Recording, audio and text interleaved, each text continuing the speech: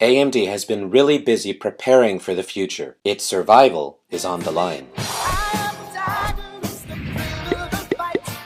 Even though AMD doesn't have an actual Tiger yet, it does have some Bobcats and Jaguars in its infantry. Rather than fighting Intel directly in the high-performance desktop and server markets, AMD is moving its heterogeneous expertise beyond high-power, expensive computers. Bobcat and Jaguar are just two examples of AMD competing in low-power computing. For some background on the Jaguar APU coming to the PS4, check out Chip Wars 14. But this video is mostly about AMD's heavy machinery, the bulldozers, pile drivers, and steamrollers bringing AMD's multi-threaded power to desktops and servers. First, some background. AMD has been facing an existential crisis as it tries to define its uncertain future. In 2009, AMD had to sell its expensive chip fabrication factory to global foundries. So now, like ARM Holdings, it's completely focused on chip design. AMD's current high-power cores were really born in October 2011 with a brand new microarchitecture completely redesigned from the ground up. Like a real-life bulldozer, this chip cleared the way for all subsequent desktop and server processors. Bulldozer was the first major release since the famous Athlon 64 put the Pentium 4 to shame back in 2003. As we learned in Chip Wars 18, in 2006, Intel fought back with the now dominant core architecture iterating on the powerful tick-tock cycle. This aggressive cycle of innovation has forced AMD to compete on price and value. With Bulldozer, AMD introduced the chip with 4 modules that run up to 8 threads. That sounds confusing. Part of the confusion comes from the fact that Windows recognizes 4 physical cores and 8 logical or virtual cores that can run up to 8 threads. I know what a core is,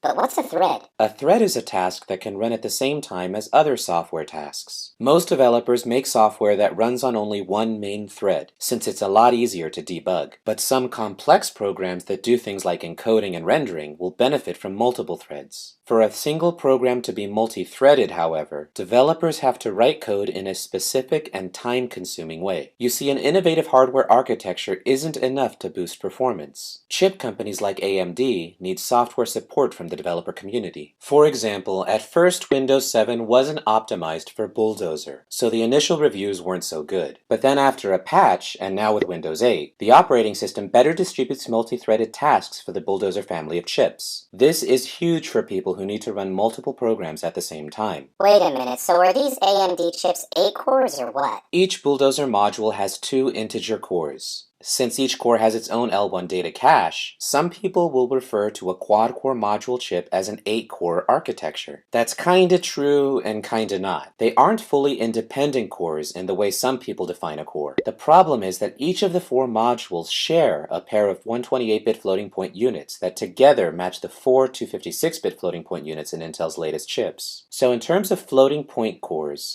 the Bulldozer is really a quad-core. Sounds like some marketing trickery to me. AMD is betting on a future where floating point calculations might be increasingly coded for GPUs, not CPUs, as part of a heterogeneous system architecture. Despite the AMD FX 8150 setting the 2011 overclocking record, AMD hoped that more developers might take the time to parallelize their floating point code for the GPU, while only using the CPU for integer serial calculations. But for that to happen, there needs to be enough of a potential market for developers to spend their time to optimize their code. So when it was released, Bulldozer got clobbered in common single-threaded performance benchmarks, the most common software in use at the time. So recently, AMD gave it another go with Bulldozer's successor, Pile Driver. I see a theme here. Released in late 2012, first in AMD's APUs, the Pile Driver core is an incremental update to Bulldozer. In powerful desktops and servers, when stacked up against Intel's Ivy Bridge processors, the Viscera FX with Pile Driver cores continue to perform better with multi-threaded code like video editing, streaming, and number crunching, as well as multitasking. But for most single-threaded games and apps,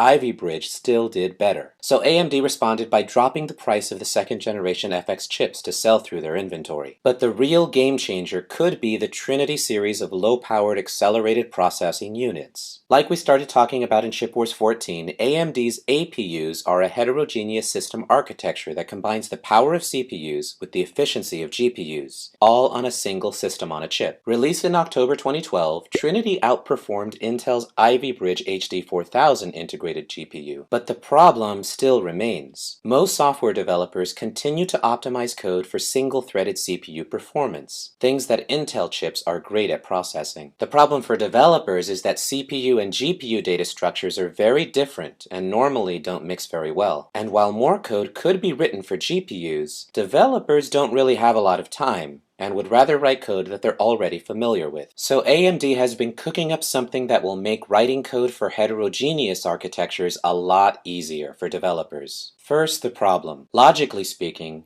the CPU and GPU memory pools are separate. In AMD's heterogeneous system architecture, even though the CPU and GPU share the same physical memory, according to the software, each architecture has its own unique pointers referring to separate sets of data. For example, if the GPU needs some data stored in the CPU pool of memory, a program has to copy the data from the CPU memory to the GPU memory in order to do the GPU calculations, and then move it back afterwards, even though the data is physically on the same chip. What a waste. Coding for this takes a lot of time, and it actually makes life a lot harder for developers. This is where AMD's new heterogeneous uniform memory access swoops in to hopefully save the day. Any update to memory, whether it's from the CPU or GPU, will be synchronized for the entire system. No more copying and moving busywork. Now the GPU will be able to directly access the CPU's entire memory space, including virtual memory, a pool of memory traditionally reserved for CPUs whenever large datasets need to be stored onto the hard drive. This could especially be useful when rendering larger, more realistic 3D graphics textures. Unfortunately, we'll all have to wait to see this technology in the market. The first AMD chip to have this support will ship at the end of 2013. Codenamed Kaveri, this APU will combine AMD's upcoming Steamroller cores with an integrated GPU that has full access, physically and logically, to a unified pool of system memory. But this might not be the only implementation. Major ARM processor vendors have joined the HSA Foundation expressing support of heterogeneous architecture innovation. So this could even be used for an x86/ARM hybrid chip. See Chip Wars 1 to learn about the difference between the two. But as we've seen before, the real-world benefits of these innovations really depend on whether developers will use these tools to write their software. And with the AMD APU in the PlayStation 4 and possibly the next Xbox, there's a good chance that AMD tools could become industry standards, starting with game developers. So the Chip Wars battle for computing supremacy is converging on processors that use multiple CPU cores, many GPU cores, and other specialized chips all on a single piece of silicon. And while Intel is using its advantage in manufacturing and single-threaded processing to cram more performance into its upcoming Haswell processors, AMD will be showing off its developer tools and chip architectures in the 8th generation consoles, and hoping to lay the groundwork for more power-efficient heterogeneous optimized software development. And here's a customary shout out to all the latest subscribers. If this is your first time listening, I usually don't sound this bad. Please check out the channel and leave a comment or thumbs up to let me know what you think of the other videos. This feedback actually raises the search rankings of each video and hopefully helps other people discover the channel. And if my bosses at work are listening, let this be proof that I am really sick. As some of you subscribers know, for my day job, I work at a cash register in a department store. While it's one thing for me to record a 6-minute video, I definitely couldn't handle customer complaints for an 8-hour shift. Sick or not, I will definitely post an update to the Gaming Wars series after tomorrow's Xbox event. So stay tuned, as I'm betting we'll see more AMD multi-threaded power coming to the last of the major console announcements this year. Thanks for watching as we all try to find out what's coming up next.